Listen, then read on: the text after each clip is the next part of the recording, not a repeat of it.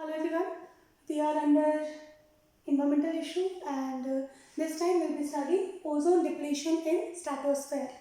See, ozone is two types. In class 11 you have studied about the bad ozone. So bad ozone is something which is formed in the troposphere. It actually harms the plants and animals.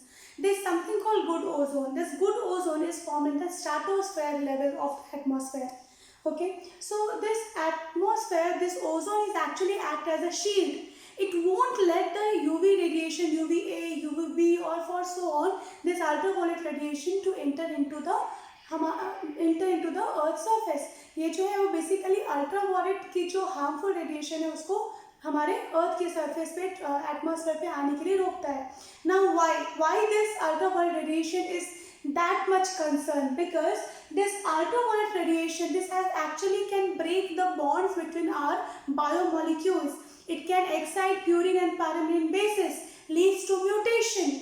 It can also lead to skin cancer, skin aging, cataract and inflammation of cornea and several eye and skin related disorder. Similarly, it also affects the plants. It can denature the chlorophyll molecule. So this actually affects so much to the living condition. Therefore, this has to be prohibited in the atmosphere itself. This ozone actually, what is this ozone? Now we'll study about what this ozone and how it is formed. So we have this oxygen molecule. It binds to the nascent oxygen and it forms the O3. Now this O3 is unstable. It cannot be like this. So again this O3 molecule will get converted in the presence of ultraviolet radiation, get converted into nascent oxygen and oxygen molecule.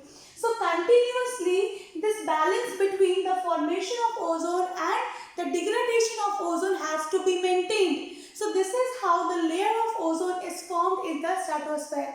Now the thickness of ozone is measured in the Dobson unit or also called DU, the Dobson unit. Next part is, even though this ozone is very much important and is very much thick in the atmosphere, but due to certain cases there is depletion of this ozone causes. So now we'll study about how this depletion occurs. So in last lecture we have learned about the CFC, the chlorofluorocarbon. This affects in the global warming as well from 10 to 12%. Now this chlorofluorocarbon which is released from the household like refrigerator or AC we use, this also releases from the industries and several forms of production industries. So this chlorofluorocarbon, what happens to this is, this chlorofluorocarbon in the presence of ultraviolet, this produces chlorine molecule. It breaks into the chlorine and this chlorine will eventually bind with the oxygen molecule. Now what will happen? So basically this ozone is unstable, so it has to break into O2 and O. Now what is happening here is, the chlorine molecule will come from somewhere and it takes this nascent oxygen. Now what are we left off? We left off this oxygen molecule alone. So this ozone cannot be formed. So every time the ozone depleted into the O2 and O, some nascent molecule of chlorine will come and binds to it and form chlorine oxides. Because of that, the thinning of ozone layer happens. The thickness is getting reduced. And this is the reason which actually forms the ozone hole. What is the ozone hole? Ozone hole is actually the thinning of the ozone layer, and this has been formed in Antarctic region. Actually it is happening all over the world, but this was clearly visible in this Antarctic region. So this question is asked where this ozone hole can be seen. So it is seen in the Antarctic region. Now we have seen the effect of UV also. It is very dangerous to the living system.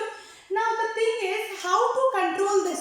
So there is one reason to control it, that's reducing the CFC in the environment. So we have to make sure that CFC should not be released in that quantity. Also the government has formed the Montreal Protocol by seeing the degradation and by seeing the importance of this ozone. This Montreal Protocol is formed in 1987 and it got effective in 1989. So what actually this talk about is, the developing country, the developed country, they all sit together and they talk about how this emission of CFC can be reduced so that the thinning of ozone should not happen. Ozone layer is very important for our atmosphere. It protects us from the very harmful UVB radiation. Therefore, as an individual, we have to make sure that this ozone should be there, the ozone should be protecting us continuously, and we have to make sure that the thickness of ozone should be maintained in our atmosphere. Now this is all about the ozone depletion in the stratosphere. Let us divide first. So what is ozone? Ozone is formed when the nascent oxygen binds with the oxygen. But ozone is not stable, so continuously degradation and formation occurs. During this process, some chlorine molecule which forms from the chlorofluorocarbon, it binds with the nascent oxygen, and therefore there is no availability of the nascent oxygen, which leads to the thinning of the ozone. Now this ozone V, the UVB, is actually very harmful for us. It causes many skin diseases, it causes eye diseases, it also affects the plants and different other organisms too. Now the government organization, they all are working under the Montreal Protocol, and as an individual we also have to study and understand what is the importance of ultraviolet radiation, what is the importance of ozone in our atmosphere. Now this is all about the lesson. We'll see you in the next lesson.